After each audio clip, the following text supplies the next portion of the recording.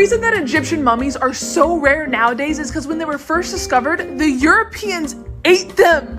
They ate the mummies! Even 60 years after his death, George Washington was such a popular American president that when slaves were free to give it the option to choose their last name, a lot of them chose Washington over Lincoln, to the point that 90% of Washingtons today are black. The only reason the vibrator was ever invented was because doctors got tired of having to hand masturbate women to relax them for their hysteria. These fun facts are not fun at all. There are more slaves today than at any other point in history, and in fact, it's a $150 billion industry. In World War I, thousands of dogs were taken from their families for the war effort, but when the war was over, they were all just shot because it was cheaper than trying to find their homes. There's a plant in Australia called the gimpy gimpy that makes you want to kill yourself. When horses brush up against this bush, they literally throw themselves from a cliff because they would rather die than feel the pain. Netflix turned me into a cartoon. Ah! Have you ever wondered why you look so much better in a mirror than in a photo? It's because you're ugly. Well, that and like something called camera focal length. And most cameras have a low focal length so they can capture a large area, but it like distorts your face. This is why we had that one TikTok trend where if you move your face away from the camera, you start to look like a different person. The reflection you see in the mirror every day is what you perceive as the original. So when a camera flips the image, you feel like you look weird. That in a mirror is 3D, it's a live view, while a photo is 2D and it's still. So if you're posing or smiling weird, you look a little bit more awkward. But it might make you feel better to know that the way you look in a mirror is the closest to how people see you in real life. So, yay? I have a splinter, but no tweezers to get it out. What am I gonna do? Wait a minute, I have 3/4 that I could use. I can't fit my Snoop Dogg wine into my Ziploc bag. At least I have this inside out Ziploc bag. Now I can fit twice as many things. How on earth am I supposed to keep my zesty curly fries fresh without a proper bag clip? There's just no possible way. I did it. What inattentive ADHD looks like versus what it feels like. You should get some work done. There's so much to do. If you do it, you will feel better. It's just gonna take so long. Just get up off the couch. Get up. Get up, get up, get up, get up.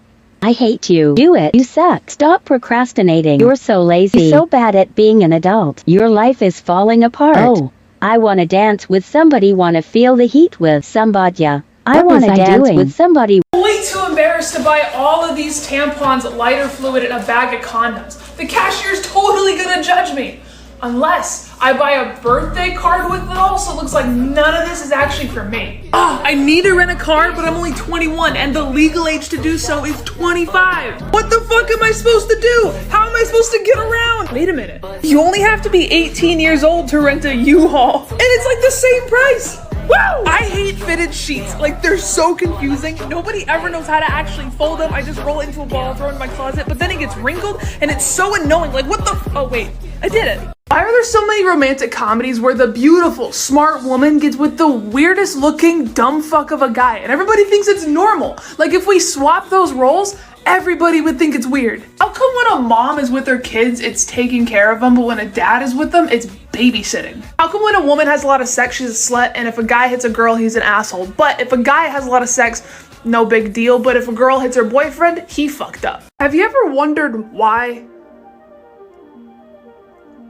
Because me too, all the time. Have you ever wondered what your country leads the world in? Like, what you guys do the best? Well, I did. So, Switzerland was ranked the #1 best country in the entire world, and it's probably because they have the highest employment rate. Canada's the #2 best country in the world, and you guys lead in maple syrup and asteroid impacts. #3 is Japan, and you guys have the most robots. Germany in that #4 spot has almost won the World Cup the most times. Australia coming in with that #5. You guys lead the world in deadliest animals and melanoma. The UK, hello, you're #6, and you lead the world in fascist movements. And finally, it might surprise some of my viewers that the United States is not #1, we're #7, but we do lead the world in Nobel Prize winners, eating hot dogs, and getting killed by lawnmowers. So I'm very curious to know where you're from in the US, what state, if not, where the fuck are you from? The Wish House only has like 4 floors. Like, the door isn't even that big. The bowling alley only has 2 lanes. Not even like a full-sized movie theater. Like, what the fuck is this gym? Like, what? Pool isn't even like that cool.